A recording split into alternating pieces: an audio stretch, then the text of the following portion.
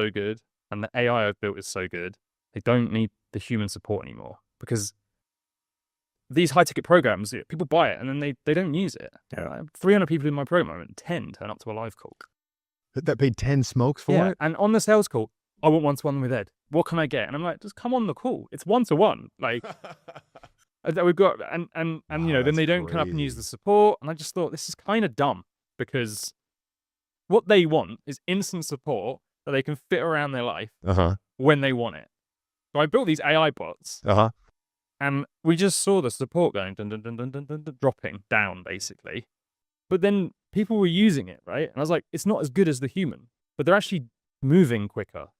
So they're taking action to grow their channel and business, which is, I think, is actually better than stopping and slowing down and trying to get a human involved.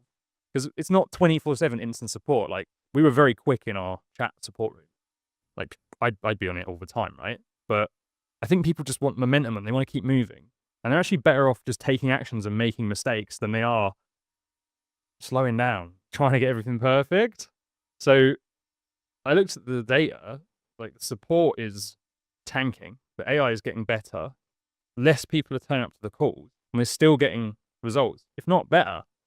I was like, the future feels like, to me, if I can build and every time I made the course better, we got less support because people didn't need to ask so many questions. So I've just been rebuilding, and now I'm building this software platform that basically walks them through every step of the video process and gives them feedback. And I use it for myself. That's how I know it's good. The software platform, meaning it's like still video training, and then there's an LLM they can use? There's loads of chatbots in it. So let's say, for example, I've built the thing I sell people is a system. So it's like how to come up with the idea, how to position the channel, how to be unique. And then when you make a video, there's a certain process you go through. So the software is steps. It's like, we push a button, start a project. Oh, so there's different chatbots for different sections of the video ideation right? So it's process. like start your project, title, thumbnail. They design them, they throw them into my bot. It gives them the feedback on the thumbnail and title. Now, this is something I use all the time. It's very good. And then they go, right, let's plan the video. There's one page of the planner where they just follow a few processes. They type into it, then they press right next. It takes them to a slightly deeper version of the planner that's got AI bots that help them ideate. And then they go, right, let's write it. Takes them to another page of the planner, carries the plan over, and now they can write, but they can copy and paste bits of the script into another AI bot, which gives them feedback on that section. And then I'm building it so it connects to their channel. So when they post the video, it's going to take the data and it's going to tell them why the video flopped or why it performed. And it's going to say, do this in your next video. So I'm basically trying to work out how my brain works at every step of the funnel, building content, and then a system that is step by step, and then little bots that do very specific tasks that think like me to give them feedback. It's smart to break apart the processes because you can't do it all at once. You need to small chunk it. The hardest thing that I have, though, is getting it to actually write the script so it sounds like something you'd say. You don't want to get them to write the script. But AI is not. Everyone thinks that AI is like good at writing scripts, but it sucks. It's brought the baseline up for beginners from awful to below average, right? So the beginners who don't know any better going, this is amazing. Look at the script. And I read it. Oh, this is awful. Right. You ain't getting anywhere with this. Use these random words. And it doesn't make it sound like you can. Everyone's like, I made mine sound like me. I built this huge thing. And I'm like, I can spot the 15 different AI words. Even if you paste 15 scripts that you wrote that are perfect, it still doesn't do it right. But we don't want to use it for that. So AI is amazing at taking all the crap in your head, all the 1,000 ideas you're trying to articulate at once, and then simplifying it into a bullet point list. Okay. So let's say I want to do a video called How to Get to 1 Million a Year on YouTube. First thing I do is write down, like, what do I think I want to talk about? And there's like, I'll just quickly, 4 bullet points.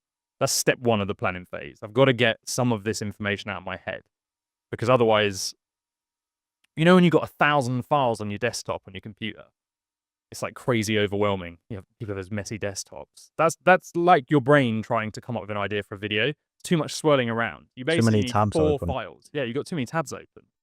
So I have my 4 or 5 ideas down, and then what I do is I hit dictate on my keyboard, and I just talk out my idea. So I'll start flowing, and I'll be presenting out loud, going all sorts of tangents. and I'll just talk what I think I want to talk about. That then naturally sparks more ideas. So 4 things I might want to talk about could become 8.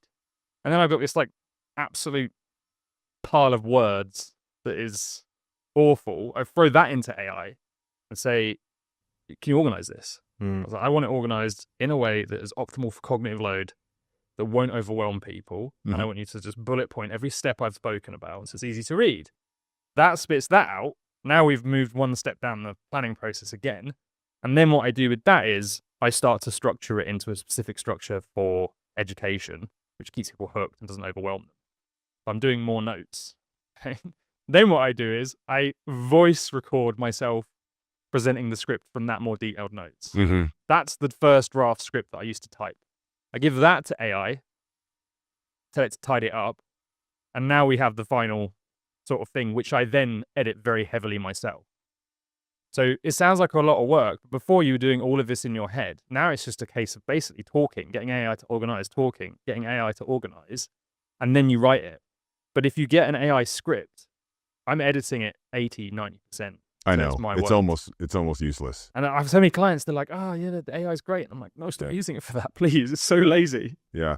It's interesting you say that because the process that I've kind of come up with a hack through myself, it's kind of similar. Like I found, but the beautiful thing is you can just talk. So say you have a script and you talk and you're reading it the way it is. Oh, no, I don't like the way this sounds. You can just speak very naturally and it just fixes it like that. Another thing I use is like, I'll have a list of 15 things.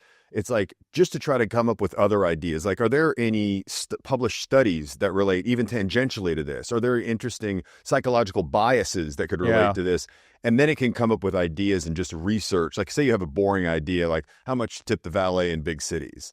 But then you run it through, hey, did you know that in Monaco, there's this weird thing that goes, you'd never know that, but it'd be interesting to throw in. That's one of the things that I find that it's good at and save me time bringing up things I'd never know. Yeah, it's great at research, great at sparking ideas, but it's a turbo. So if you put a turbo on a big engine, you go very fast. So I know what I'm doing. I can spot all the mistakes AI makes. It speeds me up at everything. If you put a turbo on a small engine, it's still slow. So the beginners are basically thinking that they've got all the power of a pro because it sounds so much better, but most of the time it's just slop. Yeah, it's slop. So the tool you're building is planning, ideation, and kind of tidying up and tailoring. I'm basically trying to replace myself with a bit of software. Okay. And I'm trying to work out how I think, and then I'm trying to turn that into a system, which is a course, which is very step by step, basically like putting Lego bricks together. Yeah. And then I'm trying to train AI to think like me at very specific tasks within that process. So the thing the person gets is like the course and then the kind of... It's an AI with a course rather than a course with an AI. Do you think that's where the kind of info industry is heading? Can't not. I wanted to build this a year ago, but I couldn't code. Now I can because of AI, right? So can we talk about that? So how have you built this? Lovable. Now the professionals will be like, oh, it's going to be slop, it doesn't work, which is the same thing, right? I'm a small engine and I've just strapped a turbo on it because I don't know anything about coding. However, I do know about simplification and user experience and stuff like that, which means I can produce a bit of it, right? But yeah, some of my clients are coders and they're like, this is the problem you're going to have, so we'll fix it. But in terms of scaling, it's not ready to scale, which is fine. It doesn't need to scale. I'm just getting all my current clients to test it. But yeah, you can build it with AI and it's fun. I just sit there drawing out all sorts of things and then I get my clients to use it and like, tell me what you think. You say, well, build this, change that. This isn't very useful. And then I'm trying to use it for myself. I figure if I can... That's the litmus test. If I can make something so good, I stop automatically going to just Google Docs. And I'm like, if this thing goes down, I feel agitated. That's when I know that I've made something good. And there are certain features where it is, and there's certain features where it's not. So the plan is to create just a step-by-step bit of system software. I don't know what I need to call it, that has feedback built in. What LLM are you using right now? I use multiple ones depending on the task. So certain things I use Gemini, certain things I use Claude, certain things I use GPT. Using Claude for most of the copywriting? No, I don't think this is good. Everyone thinks this is good. Gemini? Use Gemini? No, I use OpenAI for the copy. Oh my God, that's crazy. That's the one that I don't even ping off of. I found that Claude is the most AI sounding AI out of all of them. I managed to get the stuff I do with my OpenAI one to sound Huh. as closest to me and human as possible. So sometimes the one I've been working on, I don't have to edit that much now, but it swings around. In like some days, It's from day to day. I know what you mean. And it's almost like they get momentum and they'll be hot for like an hour and then they just burn out and they're terrible. yeah. So I don't know if it's they're changing stuff, but I noticed the other day. I was chatting to it and I was like, have you been drinking or something? Yeah. What are these answers? You It remind me of feels like GPT that. 4.0, you big loser. You start talking trash to it. Yeah. Yeah. This is what I expect from you. When I've done that, sometimes I've even asked, like, what is going on? You're very clear. And a lot of times I have all these hotkey things, like with all these, you can just hit control this and it puts in the thing. And usually it'll be like, well, you've given me so many instructions. There's just this conflicting thing. So now I have a prompt that says completely reset the tone, start from scratch. And Yeah. that usually helps, but I still have a little bit of weird variation. Yeah, and you just have to be on the lookout for that. That's the thing. If you're lazy, AI is awful because you have to check everything. Right. And you have to question it. You have to use your brain. It's a very different sort of way of doing business and life. Because I have like 2 laptops open at the same time, like 2 different bots, and I'm chatting to them. They're giving each other feedback. Yeah, I'm then yeah. reading that. Yeah. I spend most of my day talking to robots. But going back to your question, yeah, in terms of like selling information, anyone who's building a course right now is just, and they're not thinking about this, is just light years behind. Because if you, at the end of the day, you sell a course to get someone a specific result, and all they have to really do is follow steps. So if you create a software that they literally follow the steps, because usually courses, they're like a Google Doc here and then something else here. I just want a platform where everything's in one. Yeah. And then you can build in the AI to give them help, which is only going to get better. So that's one of the reasons why I thought shut down the thing that's making all the money, because I just thought, well, this isn't the future. And actually it's capped. At the very best, it could do 10 million a year. It's never going to do 20 or 30. It could. But what's the future? And I felt like I was living in the past. I was like, I've built something amazing that in 5 years' time, I think it's going to be totally irrelevant. So why not just start working on the thing now? You did shut it down quite early. You probably still have a few more years you can make a little dough, but you said you weren't enjoying it. So well, that's not the point, because I know that if I focus on one thing, it gets incredibly good, incredibly fast. And I just could not get the time to focus on rebuilding the course, building the platform that it goes with. I also want to write a book. So a book I call 10x Move. It's like, what's the thing that's going to 10x your business? I was like, well, if you look traditionally at where I am in terms of like influencer level, right? The people above me all have one thing in common. They wrote a book, and that book was the thing that projected them to the next level. So I was like, well, I've written 3 million words, got a ton of stories, a ton of case studies. I've got all the stuff I feel like I need to write a decent book. Nice. So I'll do something slightly more mass market-y, and then drive them to the YouTube thing, and then just keep working on the content and the platform because it's fun. But that's it, really. Well, it's amazing how quickly these things are getting better too, because eventually you're not going to need to small chunk everything. Eventually, and when I say eventually, who knows? Everyone's got their crazy ideas about how fast things are changing, but like, it's probably not going to be long before it's one step. Yeah. A year ago, maybe like 15 months ago, I put one AI bot in my Discord to help people do intro feedback. So they'd have a little chat room in it and they talk to it. And now there's a whole giant platform they're using with multiple bots and projects in, and 1 year thumbnail feed. Yeah, a year. So I literally could not have, if I go back in time and told myself you're going to build this in a year, I think I would have dropped dead. I'd have looked at it and gone, what that? Because I paid someone to build what I have. I gave someone $10,000 to build the basic version, and then I rebuilt it in a weekend. It was better. Wow. So that's the way I'm looking at it. It's like, I want to make a really good product. I don't want to just get people signing up to give me their money, which I think is the biggest problem with a lot of the space. I want to make something really good that's so good people are like, I can't live without this thing. And then I want to basically teach people how to do the same thing. It's like, if I can master this new type of education platform. I see what you're saying. And then I've got the skills for selling it. I now have a completely unique take on, I now can teach you how to build software and content. Then to me, that's quite an exciting business where, because the thing I hate about everything online is everyone's chasing, how do I make more money? But I didn't do that. I chased, how do I make my product better? if I get more results, I put those results into my content. I tell stories about my client wins. Mhm. I don't ever say, click my link to buy my thing. And every video has a win or two and a story. So it's like every story I got, they paid me $10,000. But that one story, that one screenshot of them saying, I just had this amazing launch, that's going to make me 100K. So I just focus on the product. So I kind of want to teach You're a people, flywheel. look, make the product good. Your marketing you won't be sitting there going, I need more clients. You'll have people knocking on the door going, how do I get in? But no one's teaching anyone how to educate, how to structure course content, how to try and like reduce overwhelm, and then how to build systems and frameworks within their courses so that it becomes like unique IP that's actually useful. Everyone's teaching them, oh, this is how you build a funnel to drive more people to your crap.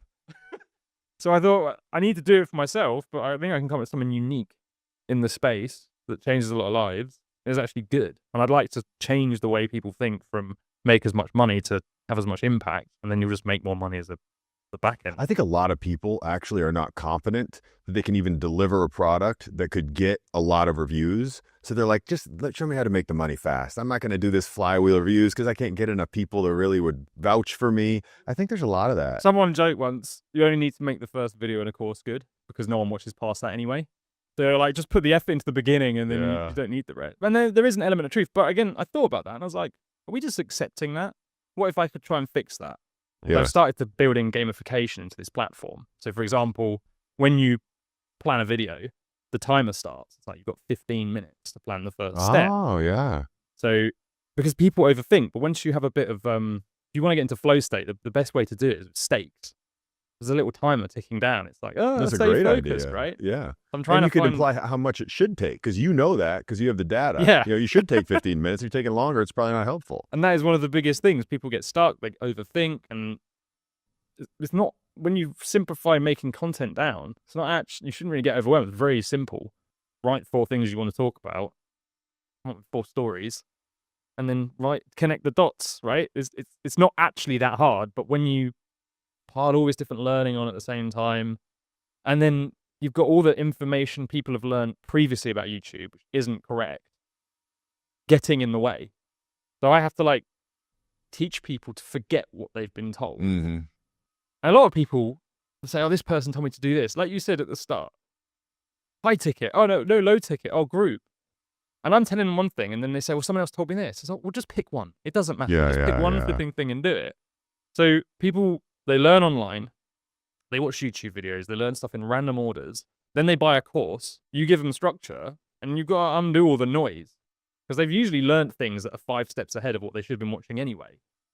And they only click on stuff that interests them. You give them all the stuff where they're like, I hate this. And it's like, well, that's the nature of the beast. You got to do it.